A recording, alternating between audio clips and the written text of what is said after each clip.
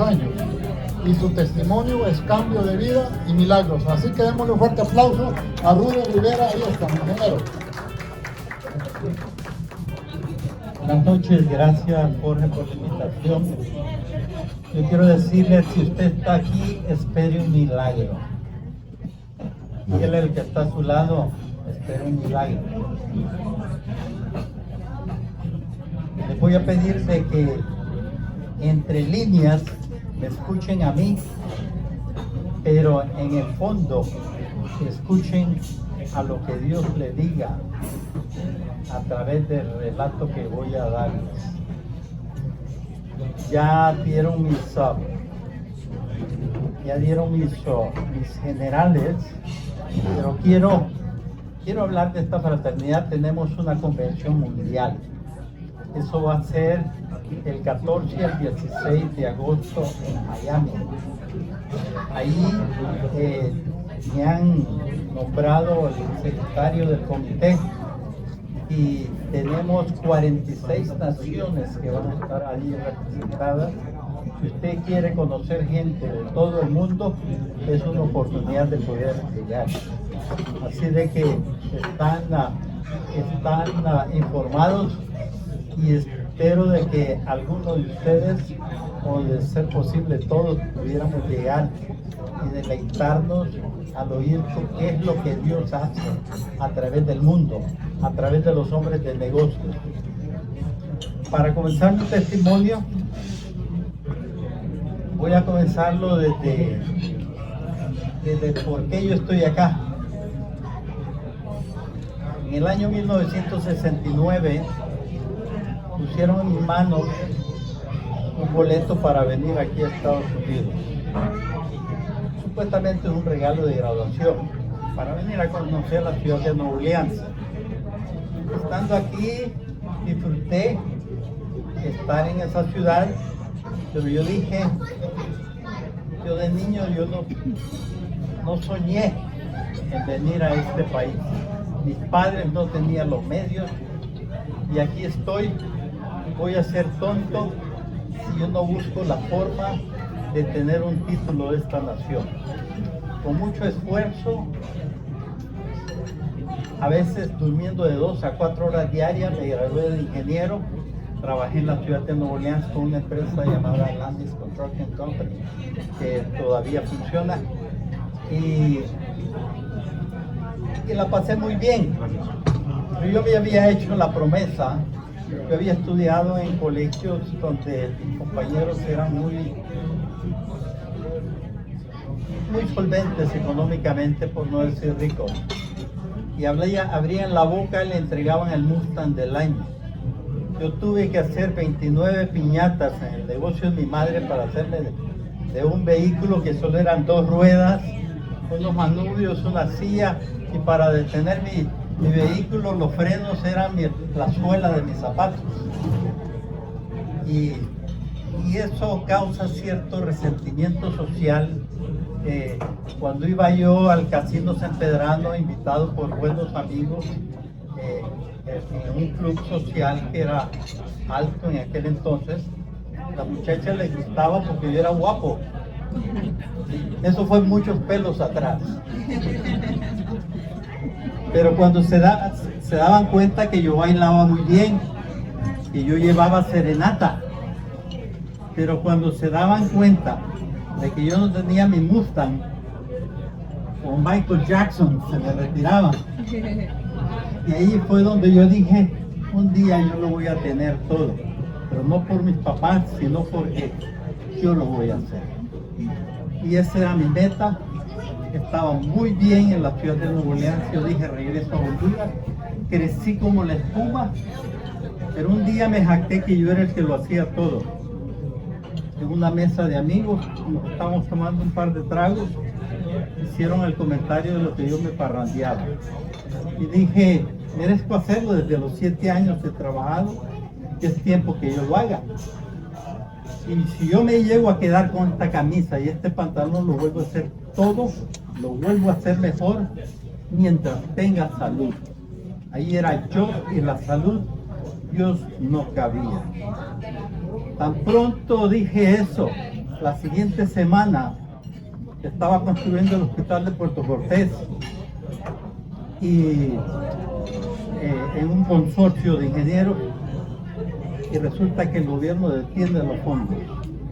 Tenía una fábrica para hacer pisos y solo tenía un cliente, y el cliente me dice, un allegado al gerente puso su fábrica, le vamos a comprar el producto a él.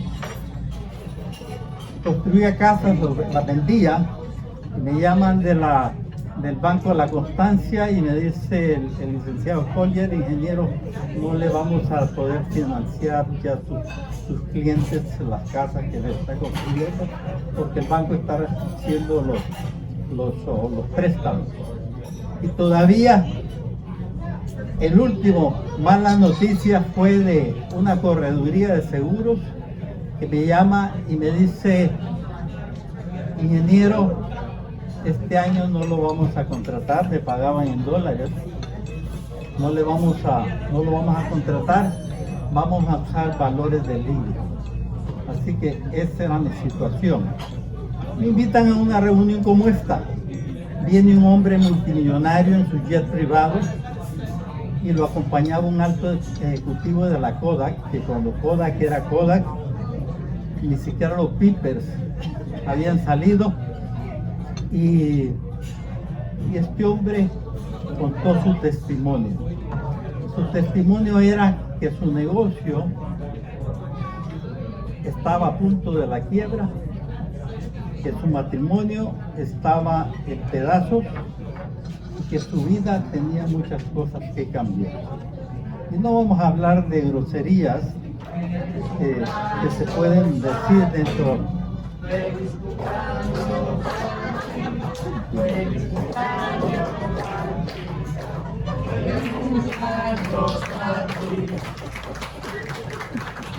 felicidades. Pues resulta de que este hombre estaba dando una radiografía de lo que yo estaba pasando, con la única diferencia que este hombre tenía su jet privado, su avión y su gran amigo de la Kodak. Yo dije, por lo menos este hombre no lo conozco, pero es evidente de que ha superado lo económico teniendo un avión en el aeropuerto con su piloto esperándolo. Lo de la esposa, lo demás yo no lo sabía, pero este hombre en cierto momento dijo, mi vida cambió. Yo dije, aquí está. Pongo atención y dice, mi vida cambió cuando yo acepté a Jesucristo como mi Señor y Salvador. Yo era religioso y me sonó aquello que no encajaba con un hombre de negocio. Pero comienza a decir aquel hombre de ese Jesús a quien él había aceptado, y ese Jesús decía que le hablaba. Yo dije, era peor la cosa. Decía, ¿será posible de que Dios le hable en el siglo XX a la gente? A mí no me habla, pero decía que su Jesús le decía cómo ir recuperando el amor de su esposa, cómo su negocio, que estaba a punto de la quiebra, lo superó, lo llevó a Alemania y lo extendió al Japón. Yo dije, wow, este hombre sí que es verdaderamente un hombre de negocios. Y me intrigaba aquello de que Jesús le hablaba. Su Jesús era vivo. El mío solo estaba en la iglesia, o lo que me decían de la iglesia. Y aquello me hacía pensar que qué podía ser, cuál era la diferencia entre él y yo, si los dos los habíamos aceptado. Yo había aceptado a Jesucristo porque de pequeño mis padres me llevaban a la iglesia, tradicionalmente. De estudiante había estudiado en colegios religiosos. Y tratando de mejorar mi matrimonio, pues busqué a la iglesia para superarlo. Pero a mí no me hablaba. El Señor a veces llegaba a la iglesia y decía, hoy sí, este mensaje me llegó, este me va a hacer cambiar. Pero cuando yo pasaba la puerta de la iglesia y salía, todo se quedaba adentro. A aquel hombre le duraba aquello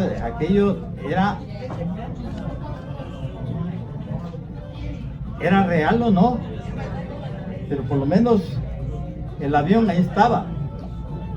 Pero había algo más. Aquel hombre irradiaba paz, irradiaba una seguridad, irradiaba hasta amor en la forma que miraba a la gente. Este hombre no predicó, pero hizo algo bíblico. Tenía al final como 40 personas enfrente y las dejó a todas y se fue al fondo del salón, donde yo hipócritamente tenía a mi esposa agarrada a la cintura y tratando de dar una buena cara a la gente, pero solo mi esposa y yo sabíamos cómo estábamos. Y no voy a llegar a detalles porque no vienen al caso. Quiero hablar de lo bueno. Se me acerca este hombre y me dice, Dios tiene algo para ti. Yo dije, ay, sí, este hombre me va a contratar como ingeniero, va a invertir en mis negocios. Ay, sí. Pero me hace una pregunta precisa y concisa. Me dijo, ¿qué has hecho por el Señor? Yo digo, ¿y esto? Pero era como que si aquel hombre con una seguridad, como que si me identificara, como que si yo perteneciera al club de él, como que si yo perteneciera a su religión. Y aquella pregunta era, hey, ¿qué has hecho de tu vida? ¿Dónde estás?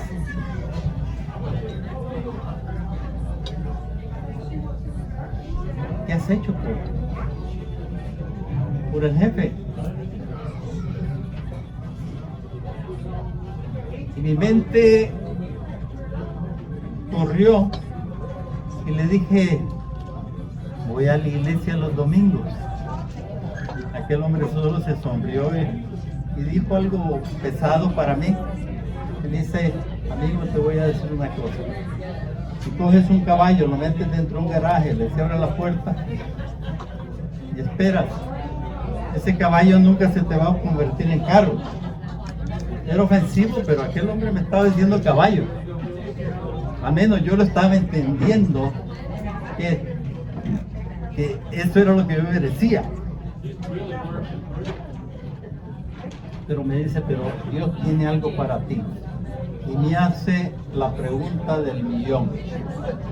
Me dice, ¿te atreverías a entregarle tu vida al Señor Jesucristo? Ahí ya no era aceptarlo. Yo lo había aceptado, como les digo, tradicionalmente, religiosamente, históricamente. Pero entregarme era algo diferente. Era todo. Yo quise decirle lo que todo el mundo dice, no estoy preparado, o dejémoslo para después. Yo no me meto con Dios porque le voy a fallar, y si le voy a fallar, ¿para qué me voy a meter con Él? Pero yo no pude darle una respuesta de eso. Yo dije, si le digo dejémoslo para después, me va a decir, cojo al avión mañana y no me vuelve a saber. En efecto, yo no he vuelto a ver a ese hombre. Ese hombre no me dio ni un 5, pero me dio su tesoro. Y sigo a lo siguiente. Aquel hombre estaba esperando que si yo le quería entregar mi vida al Señor Jesús. Yo lo único que hice fue coger los hombros como diciendo, no sé, pero no lo dije, solo encogí los hombros. Aquel hombre conocía a su Jesús y sabía que yo necesitaba a su Jesús. Y me dice, repite conmigo esta oración. Tan pronto yo dije, Señor, tú me conoces, yo no te puedo engañar, soy pecador y me arrepiento de todos mis pecados. Tan pronto yo digo eso, yo puedo decirle que el cielo se abrió y tocó la tierra. Tal vez los demás no lo sintieron, ni tal vez ni el propio hombre, pero yo sí lo sentí. Era como que si verdaderamente alguien me estaba perdonando, me estaba quitando las cargas que yo había dado buena cara ante todo el mundo, pero por dentro yo sabía cómo yo estaba. Y fue como que si Dios me abrazara. Y literalmente, para mí, esto sí oye fantasioso, pero es como que si me hubieran puesto un reflector, cayó una luz y casi la podía tocar. Y aquel amor que me vino de alguien que perdona, que fue superior. Mi padre una vez me encontró robando 50 centavos. Y mi papá me dijo, hijo, eso no está bien, nosotros no somos de estos. Y mi padre me abrazó y me dijo, hijo, la próxima la vamos a pensar mejor, ¿verdad, hijito? Y aquel amor de mi padre me había conmovido, pero en este caso era Dios. Ese Señor Jesús al que yo había invitado. Estaba envuelto en aquello cuando aquel hombre me dice, pero no vas a salir adelante a no ser que tengas el Espíritu Santo. Mi esposa que me conocía al lado, pero yo estaba envuelto en esa compasión, en esa misericordia, que yo había sentido, aquella limpieza que yo sentía, esas cargas que se me habían caído de la espalda.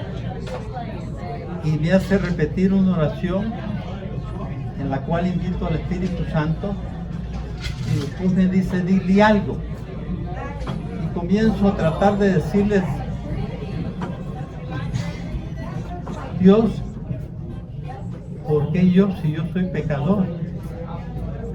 3 veces traté de decir eso, no salió. Salió un idioma de mi boca, yo puedo masticar más o menos 4 idiomas. No los hago a plenitud, pero sí puedo darme a entender y entiendo. Y era un idioma que yo no conocía. Estaba saliendo de mi boca, estaba siendo puesto en mi boca. Y ante aquellas palabras que yo dije, ante aquella palabra que dije, Señor, si yo soy pecador, ese idioma me dice, mi hijo pagó por todo pecado que has venido llevando. Insisto y digo, pero Señor, si yo no soy digno. Y vuelve aquel idioma y lo entiendo y dice, a partir de hoy verás que eres mi hijo. Yo no practicaba, yo dije, ¿y esto qué es? ¿Qué religión es esta? Le dije a mi esposa, vámonos. Con mi esposa yo ya no hablaba porque habían conflictos. Si yo decía algo, había problemas. Si ella decía algo, había problemas. Y si yo la volteaba a ver, le miraba una cara de este tamaño. Y las mujeres, señores, no tienen esa cara de ese tamaño, son preciosas. El caso es que nuestra conciencia nos hace verlas así porque nos estamos viendo nosotros en un espejo. Así de que iba manejando y viendo para el frente porque calladito te ve bonito.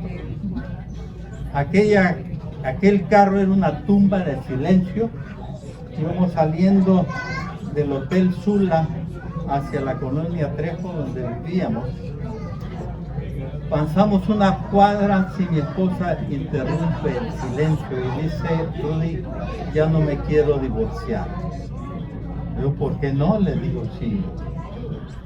Ya hemos llegado casi a abogados, ya estamos para abogados. Y me dice, bueno, ahí se quedó.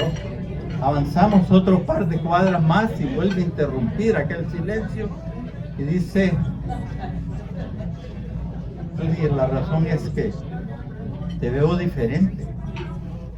Me voy manejando y le digo, explícate, ¿cómo es que me ves diferente? Avanzamos otro par de cuadras más y me dice, te voy a decir toda la verdad.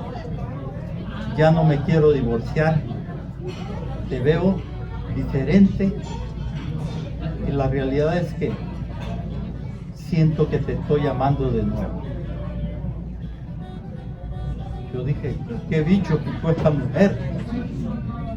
Me doy vuelta, volteo a ver a aquella mujer y me dicen, yo no sé qué me pasa, pero siento que te estoy amando de nuevo. Pues yo también. Y ese fue el primer milagro que Dios me hizo y me ha durado 48 años.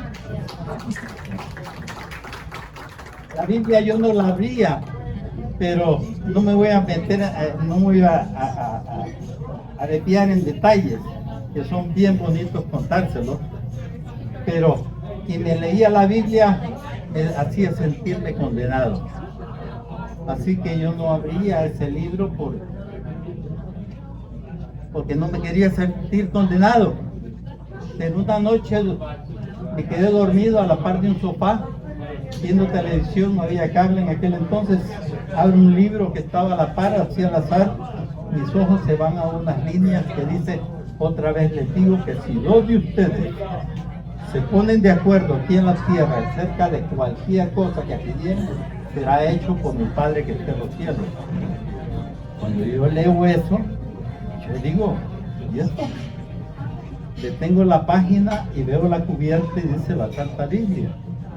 Pero la Santa Biblia a mí me la habían leído diferente. Esto es como una fórmula de matemática, como una fórmula de ingeniería que funciona. Y si Dios lo dice, tiene que funcionar con mucho más razón. Al dormirme en aquel sofá tenía un dolor de garganta y mi esposa está en el cuarto de huéspedes. No sé por qué estaba ahí leyendo. Y ya no fui a la cocina a buscar un vaso de agua, sino que me detengo y le digo, ¿sabías que esto existe en la Biblia? Y me dice, sí, pero yo no. Aquí dice que si tú y yo nos ponemos de acuerdo, este dolor de garganta se me va. Aquel dolor de garganta, no voy a entrar a detalles, pero se fue. Yo digo, ¿y esto? Dios va poniendo paso a paso, va enseñándonos el camino. Él es un pastor, por eso desde el Salmo 23 dice que Él nos va a pastorear. Y encuentro un misionero llamado Steve Clark.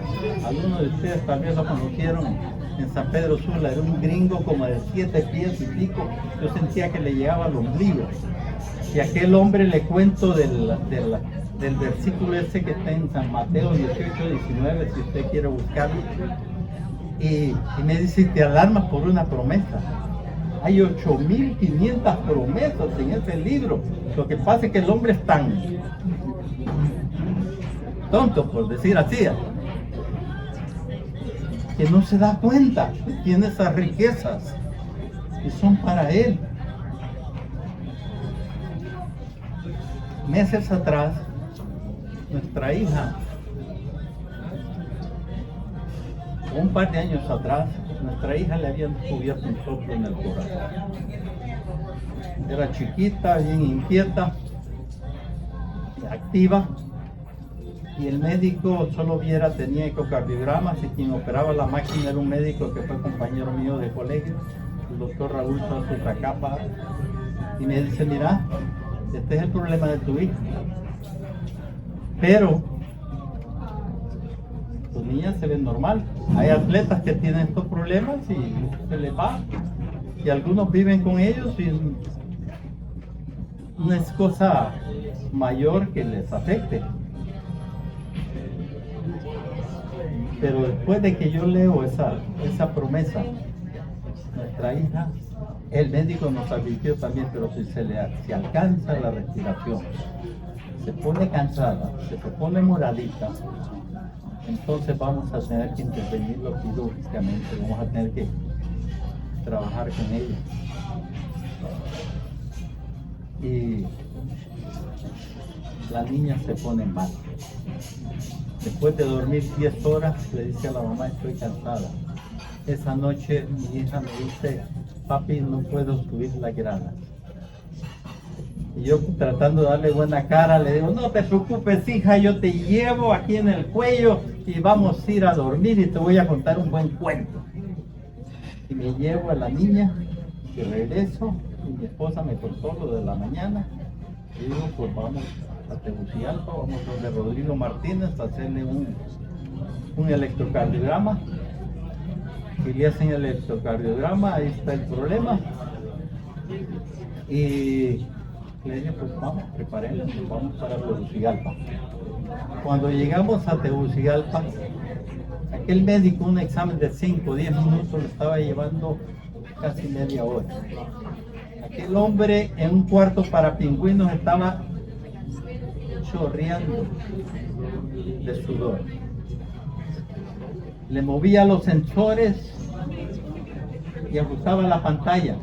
Ajustaba la pantalla, movía los sensores.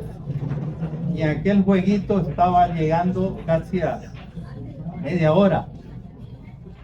Y le digo, Raúl, ¿qué pasa? Te veo con la frente arrugada. ¿Qué pasa? No te andes por las ramas, no me vayas a dar términos médicos. ¿Qué pasa con mi hija? La niña se pone a llorar porque yo me exasperé. Y me dice, calmate, Rudy, calmate. Mira, te voy a decir, todo está bien. Pero ¿qué has hecho? ¿Qué he hecho? ¿Qué has hecho entre el examen de Rodrigo Martínez y este? Le digo, nada. No, algo debiste haber hecho. Y me acordé que habíamos invitado al misionero ese, a su esposo, y nosotros dos oramos por la niña. Hubo imaginación, decía yo, pero en realidad el hombre me dijo, el misionero me dijo, Rudy, eso no es imaginación, es una visión, cómo se iba sanando el corazón del hijo. Y me dice aquel hombre, ¿qué has hecho? Nada, le dije. Pero sí, le digo, sí, oramos por la niña. Le dice, mira, este es el examen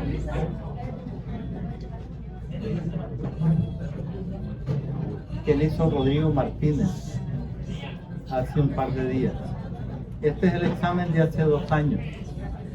Y aquí está la pantalla. Vamos a hacer a un lado lo de Rodrigo Martínez, porque te dice lo mismo que te decía esta máquina hace 2 años. Vamos a comparar manzanas con manzanas. Me dice, Rudy, no sé si lo vas a entender, pero estas 2 cámaras del corazón están conectadas por esta apertura. Y me dice, aquí en la pantalla ya no está. ¿Ves esta otra? Aquí ya no está. ¿Ves esta válvula? Está funcionando a la perfección. Rudy, esta niña está sana. Esa niña tenía 4 años para ese entonces. Y se volvió la mejor atleta de la escuela.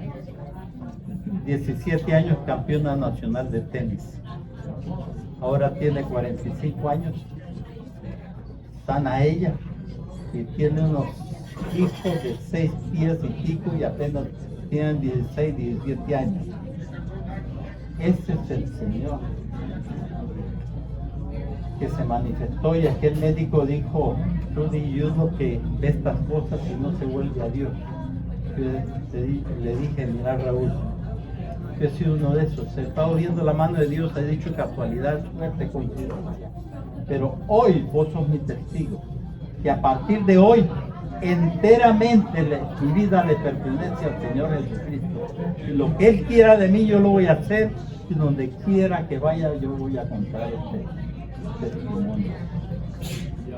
comienzan a suceder cosas.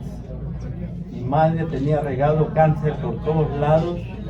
Estaba en MD Anderson, le iban a poner bolsas para evacuarla, le iban a sustituir parte del estómago, el intestino, y estaba en el capítulo de los Arcos, estaba Alfredo Fara, que es de familia tuya, y Edwin Bendek, que era el jefe de este hombre, allá en Honduras.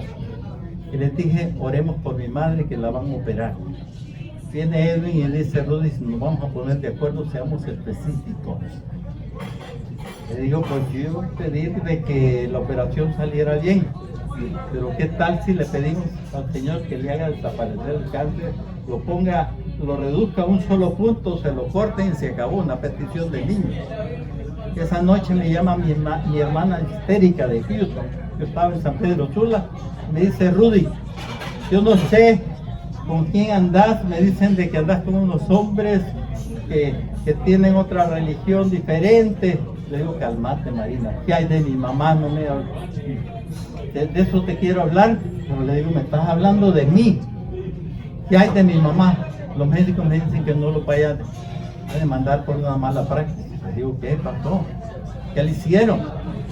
Me dice, Rudy, teniendo todo, la evidencia, todas las placas, abren a mi mamá y frente a los ojos de ellos, el estómago está bien, sus intestinos están totalmente restaurados,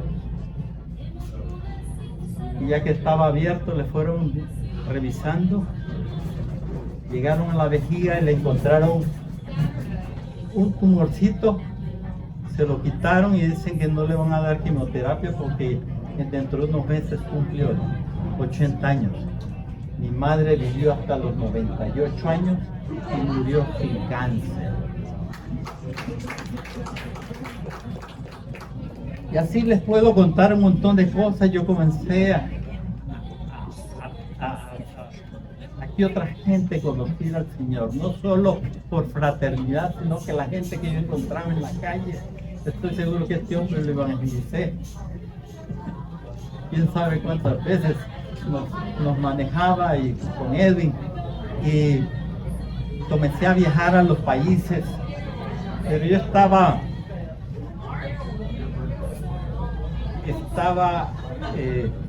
¿cuánto tiempo tengo? Yo no comencé a verla. ¿Cuánto? 10 minutos, bien.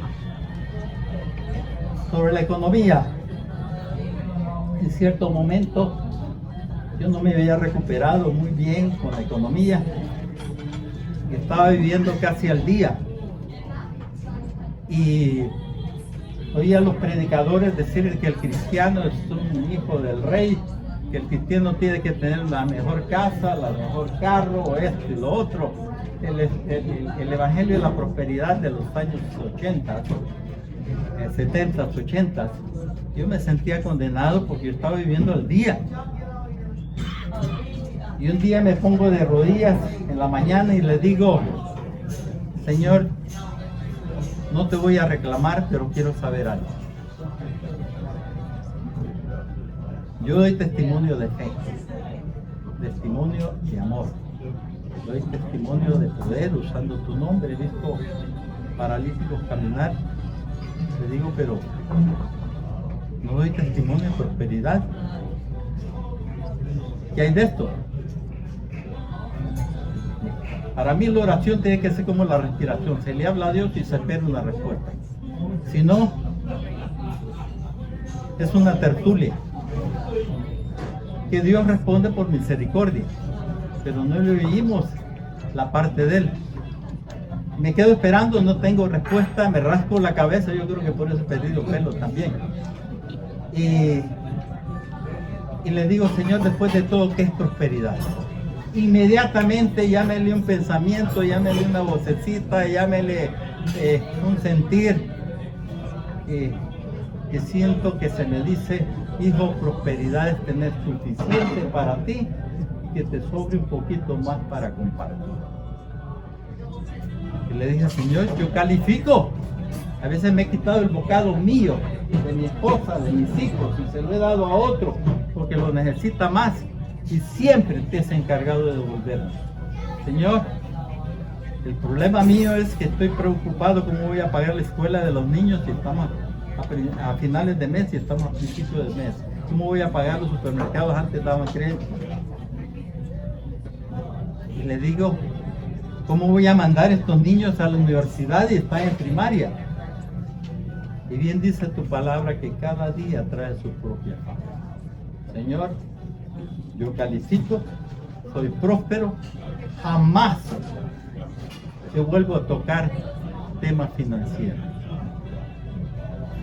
A partir de ese momento comienzan a entrarme proyectos y proyectos. Ahí fue incluido el Club Hondureño Árabe y otros proyectos, y la prosperidad comenzó. Y uno de esos proyectos fue el de suministros eléctricos, CEL, de la Pepsi para abajo, ahí en San Pedro Sula. Ese edificio tiene 4 niveles, un sótano y 3 pisos para arriba. Y disculpen,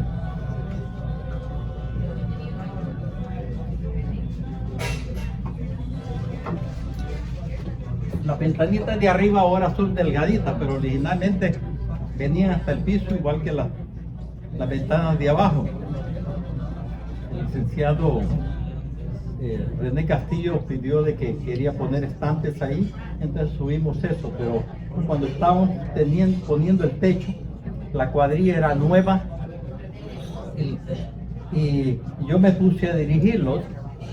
Pusimos la primera tijera y les dije bien, sigan poniendo las demás igual, pero asegúrense que de ponerle un brete a esta tijera, porque si se da vuelta va a ser un desastre. Yo voy a la fábrica aquí como a 3 cuadras, si me necesitan me mandan a llamar. Y cuando me estoy subiendo a mi carro, me grita un hombre desde arriba y me dice: ¡ingeniero! ¡A Betanco lo agarró la electricidad! Corro, yo pensé que era la soldadora. Cuando llego allá, me doy cuenta que este hombre venía con un ángulo para desear esa tijera, se fue por la ventana, perdió el balance y los cables primarios están afuera. 13.800 voltios pasan por eso. Aquel hombre está en el suelo, sus manos quemadas, oídos explotados, sin respiración, sin palpitación, sin pulsación, muerto. Y les dije, pues, no sé qué hacer. Llámense a los bomberos, a la Cruz Roja y los empleados ahí, como en Honduras, la gente, somos noveleros. Sucede algo y todos los empleados ahí alrededor, el hombre muerto allí, y yo dando vueltas para un lado y para el otro. Yo me miraba, ingeniero en el periódico, ingeniero Rudy Javier Rivera Yescas, graduado en Estados Unidos con las credenciales de la OSHA. No tomó las precauciones, no cubrió con fundas, con cobertores los cables, y se electrocutó este hombre y no tiene seguro para este hombre. Yo me miraba ya que a mi fin de mi carrera. Para ese entonces yo había andado por todas las iglesias a ver si encontraba un hombre como aquel hombre de Rocha, a ver si encontraba sacerdotes, a ver si encontraba pastores que irradiaran ese Señor Jesús y que se les mirara ese poder de Dios y ese amor de Dios. Y dentro del recorrido encuentro un sacerdote que me da un versículo que dijo: estas señales seguirán a los que creen. En mi nombre echarán fuera demonios, hablarán nuevas lenguas. Y hay una serie de promesas, y la última es: sobre los enfermos pondrán sus manos y sanarán. Usted pruebe eso. Si usted no tiene cómo llevar a alguien a un médico, pruebe eso. Esa es promesa de Dios, en el nombre de Él. Y el otro se lo oyó a un pastor que dijo que ante el nombre de Jesús se dobla toda rodilla. Si usted lo clama con autoridad, como un hijo de Él, una hija de él. Dice que el nombre de Jesús se doblará toda, ante el nombre de Jesús se doblará toda rodilla en el cielo, en la tierra y hasta en el propio infierno. Y yo voy dando vueltas y vueltas y volteo a ver el cielo que estaba azul y vuelvo a sentir aquella vocecita que yo sabía que era de Dios, que dice, y yo me acordé de esos dos versículos. Me pongo de rodillas frente a ese hombre y levanto la vista al cielo y le digo, Señor, devuélvele la vida a Betán. Temblando porque de por sí yo tartamudeo. Esta organización me ha ayudado a soltar un poquito más la lengua y extiendo la mano sobre aquel hombre y se la pongo sobre la frente y le digo, Betanco, recibe la vida que Dios te da en el nombre de Jesús. Ustedes han oído a gente que dice, ¡en nombre de Jesús! Yo tartamudeando dije a Jesús, pero no importa, si usted lo tiene en su vida, va a salir. Aunque usted tenga temor, va a salir. Cuando yo digo Jesús, le hace aquel hombre, le digo, súbanlo a mi carro. Nos vamos para el Catarino, había un accidente de 40 de heridos, y me dice, ¿está consciente el paciente? Le digo, sí, está consciente, mira cómo estamos, mírenme la gabacha, cómo estoy ensangrentado. Me dice el médico, que se espere su turno. Me lo llevé donde un médico amigo que tenía su clínica allá en Medina, y le dije, esa noche le digo, esa tarde le digo a este muchacho, ¿por qué? ¿Por qué está vivo? No es porque yo sea un gran hombre de fe. ¿Por qué está vivo? Se pone a llorar y me dice, ingeniero, por años mi madre y mi hermana me han dicho que yo deje la vida que yo llevo, que me vuelva al Señor Jesucristo porque yo tengo que levantarle una congregación.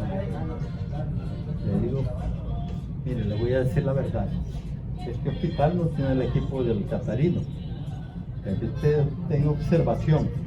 Dicen que sus manos se pueden hacer injertos de piel igual que sus tobillos, pero si usted tiene un órgano quemado, quién sabe si pase la noche. Así de que si usted tiene ese llamado, agárrese de ese llamado y entréguese al Señor Jesús, como le dice su mamá y su hermana. ¿Y cómo le hago, ingeniero? Pues yo me acordé como aquel gringo lo había hecho conmigo. Aquel hombre le entrega su vida, lloró, yo lloré, y me voy para la casa. Y un par de días antes había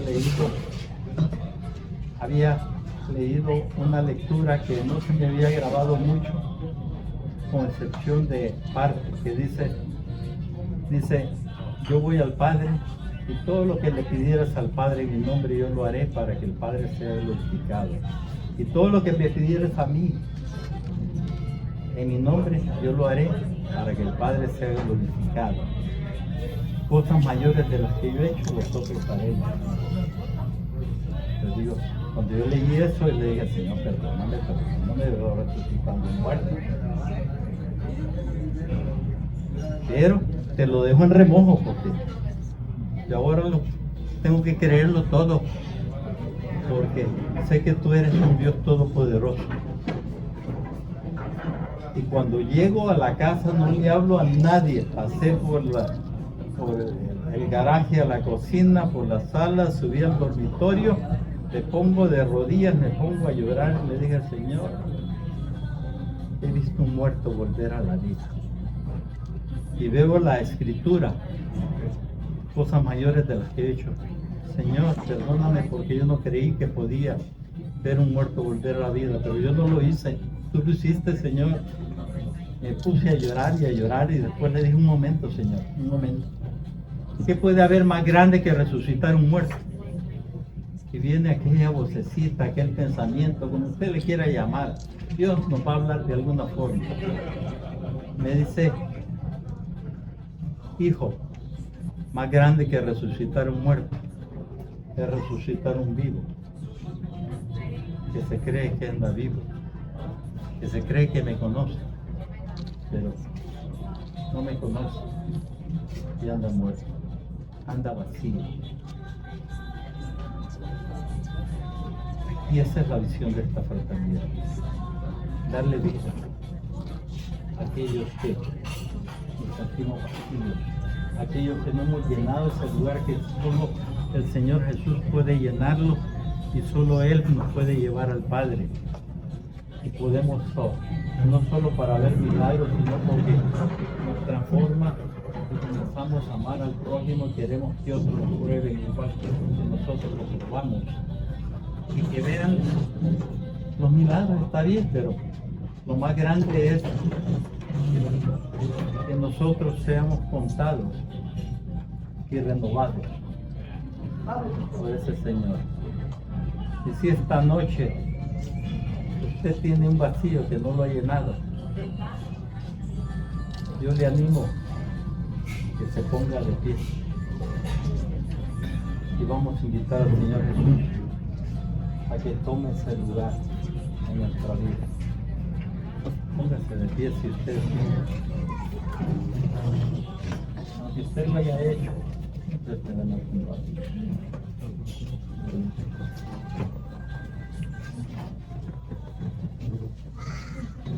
Y les digo esto,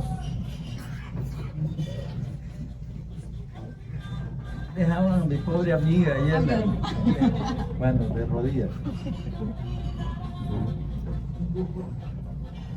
Les termino la historia de Betanco.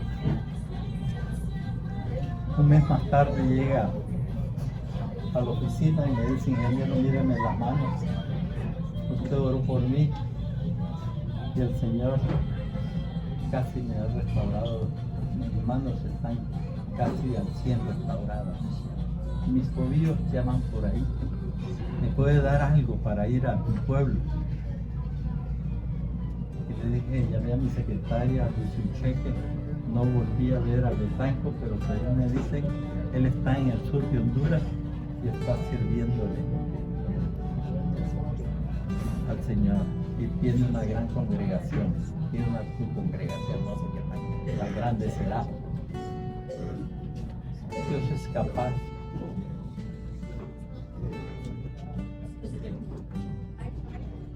todo, no hay nada imposible para él.